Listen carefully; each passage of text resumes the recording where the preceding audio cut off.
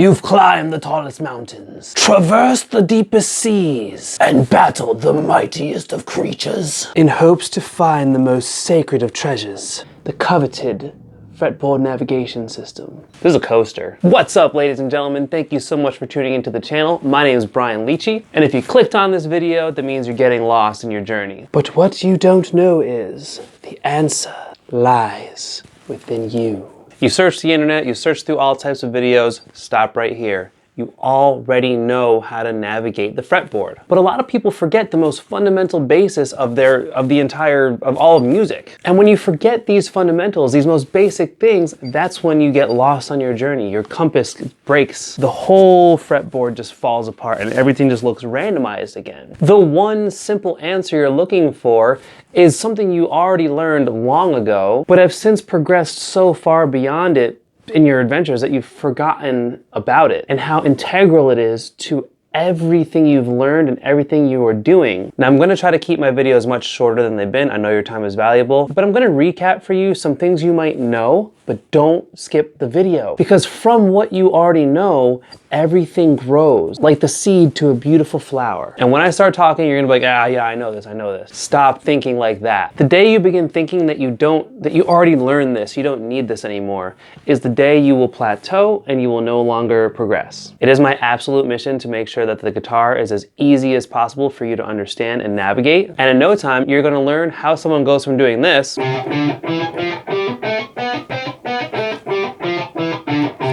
to doing this.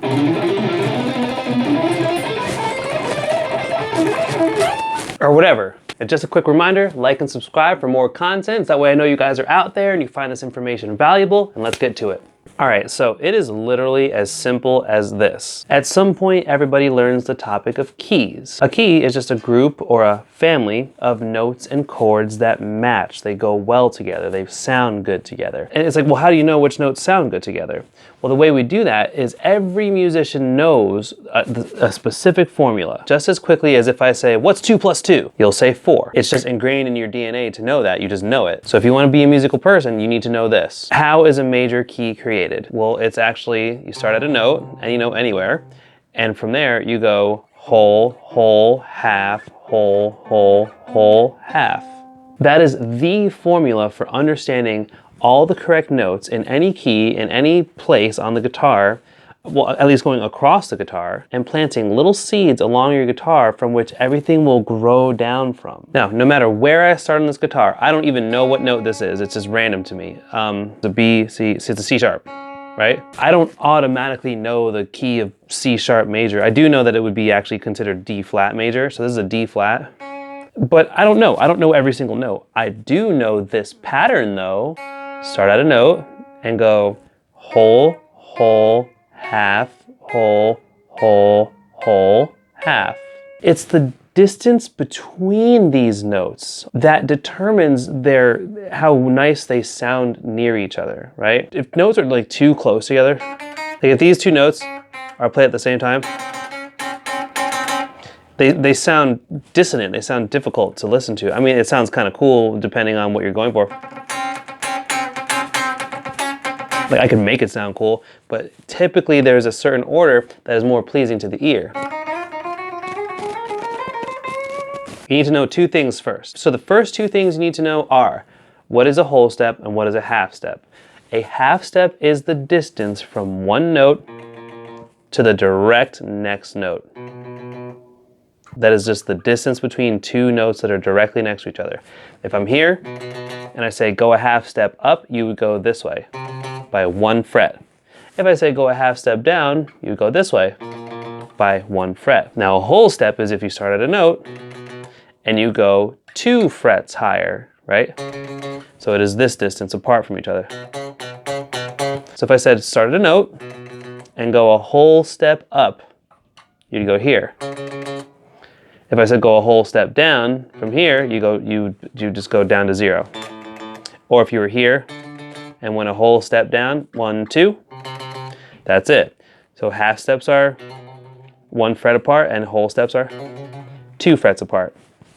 That's it. Now memorize this formula. We're going to do this in the key of C major because there are no sharp notes and no flat notes or anything to confuse you. We're going to go here, This is the note C right there. That's a C note. Now we're gonna go like this. We're gonna go a whole step up from here. This is the note D.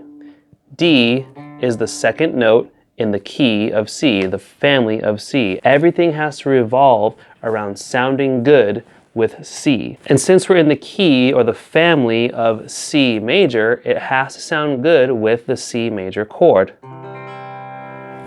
Everything has to match with this.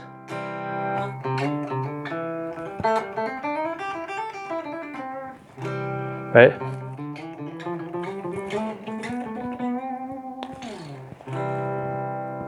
Everything I do has to go along with that chord or its counterparts or all the other chords in the key. In order to do that, we have to know this formula.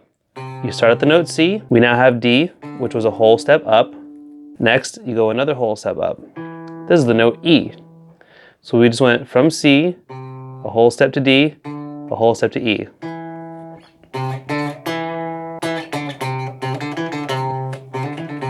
Now from E, we're gonna go a half step up. This will be an F. There are no sharps or flat notes between E and F. So between E and F is called a half step. So far we have C, D, E, F. Or you'd say you start out your note, you travel a whole step, another whole step, another half step. Now we're gonna do 3 whole steps. That gave us the notes G, A, and B. Now there is no note between B and C, so this is just another half step. This is the note C, an octave higher from where we started. So now we have C, a whole step up is D, a whole step up is E, a half step up is F, a whole step up is G, a whole step up is A, a whole step up is B, and another half step up is C. From this C, you repeat the pattern. Whole, whole, half, whole, whole. If you wanted to, you could bend. Until you can't go anymore. Now the reason this is important, I'm not talking about doing, you're not gonna solo like this. You're not gonna go. Like no one solos on one string the whole time. You gotta you have to learn to, you have to learn how to do it in one area. No one goes across like that and tries to hit every single note. But for now, I'm gonna do it like this. Now the other thing to know about keys is the order of chords. Right now we're in the key of C major. Let's use this bar chord shape. That's your C chord, right? Just like this. Just a different voicing. Now, we know that this is the C chord. Where is everything else? How do I go from here? Well, we still follow the whole, whole, half, whole, whole, whole, half pattern. But now you need to know the order of the major and the minor chords. Major being happier sounding, minor being sadder sounding. And here's how this works. We're gonna start on C. We're gonna make this a major bar chord. Now, we understand that the notes that we're limited to in this key are along this whole, whole, half pattern, right? So I need to go a whole step up to D. That is the next note in the member of the family of C, the key of C. This chord happens to be minor. Now we need to go another whole step up. That's minor as well. Now we need to go a half step up. That one's gonna be major. You're probably wondering, how do you know it's major and minor? That's a lesson for a different day. I'm just showing you this because you just need this bit of information. Right? Now, you go a whole step up to G major. You go a whole step up to A minor. You go another whole step up to B diminished. And then you go a half step up to C major. Here's the pattern. Here's what you must memorize. Start at your note, that's your root note, make it major. You go a whole step up, make it minor. Whole step, make it minor. Half step, make it major. A whole step, make it major. whole step, make it minor.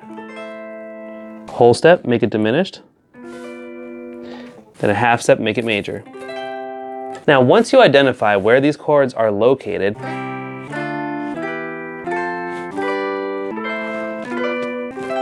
you can now mix and match the order of them.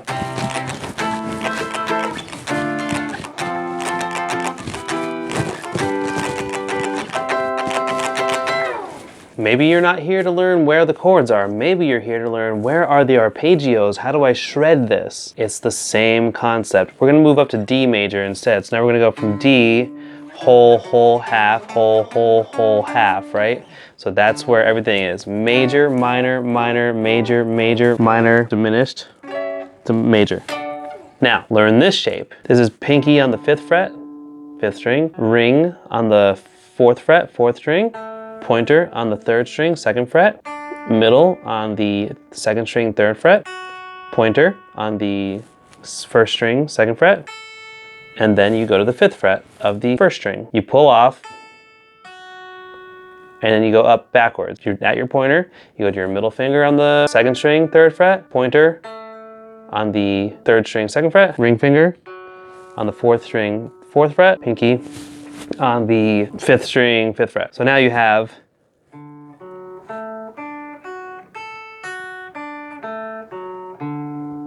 that is a C-shaped, it's like you took a C chord and you moved it over so that now it's a C shape, but you're playing a D. So it's a D major. It's a C major chord that has been brought up to become a D major instead. And you're turning it into an arpeggio, which is a chord that has been broken into parts. Instead of going, it goes, it's separated. So that's the major version. And you see all the shredders doing it.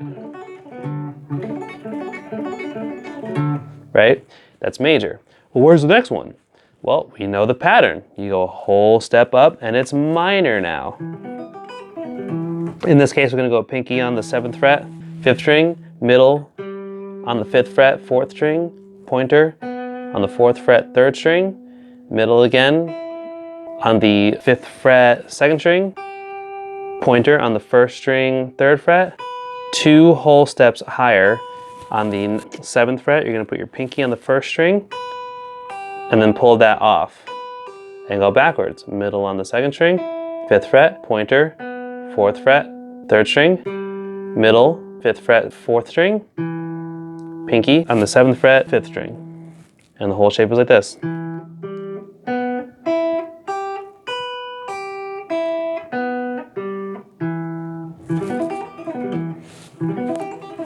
So now you have your root, D. We're in the key of D major, so that one has to be this major shape.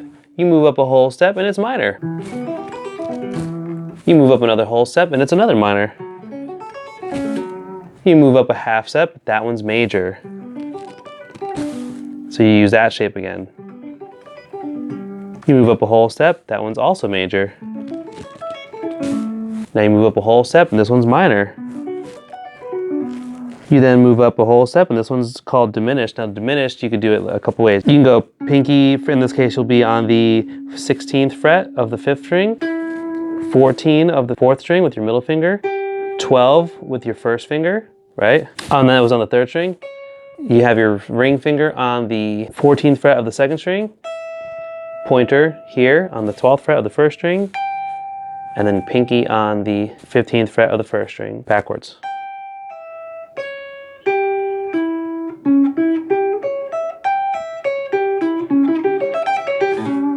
You could add this other extra little thing, which is a very cool sound. This is a flat 7, so this is like pretty cool. And then you go back up a half step to the major. So now you have this. You have the major, whole step minor, whole step minor, half step major, whole step major, whole step minor, whole step diminished, and then half step major. They could use those shapes to mix and match. You don't have to go in the order, you just need to know where they are, and that way you can say, okay, I'm gonna go, you can decide if you're gonna go here, to here,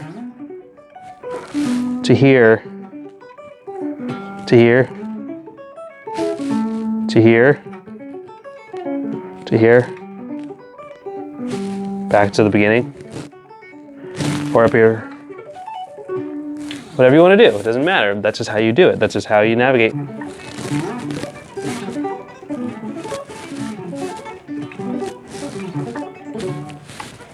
I don't automatically, off the top of my head, know every note in the key of D major. Like, I don't know that. I just know, start at a note, whole, whole, half, whole, whole, whole, half, and then it goes major, minor, minor, major, major, minor, diminished. All right, and that's all C shapes. There's the A shape, the G shape, the E shape, the D shape. So if you learn the cage system, that's another lesson that we'll go over another day. But I wanted to keep today a little shorter than I usually do. Guys, I really hope you found that information useful and helpful. I am gonna go into a little bit of a deeper concept of that. I needed to put something new out because it's been like over a year. You might have noticed that I've actually upgraded my situation a whole lot. I spent the past year doing some upgrades, making sure I got the proper equipment, a nice new desk, a computer that functions, a little Axe FX 2 XL Plus. I got some monitors, you know, just got my setup working in a more professional manner. And this way I could deliver you guys the best content I can possibly deliver. I'll be doing a whole bunch of music production, dropping some new songs, some new things, tips, hints, and tricks, all types of new content. And if you like what you saw today and you like what you've been seeing, then please like and subscribe, and I'll see you next time. Have a great jam.